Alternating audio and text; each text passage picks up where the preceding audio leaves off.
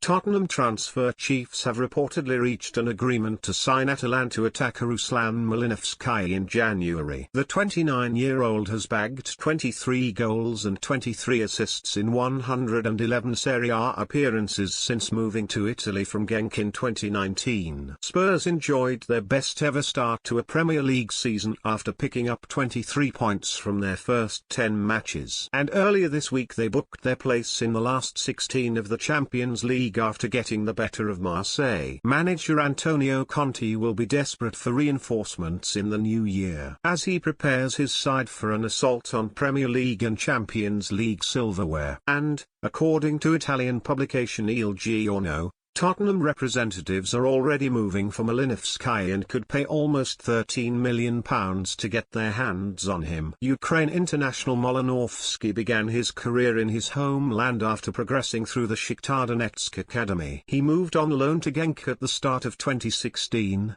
before making the transfer permanent 18 months later.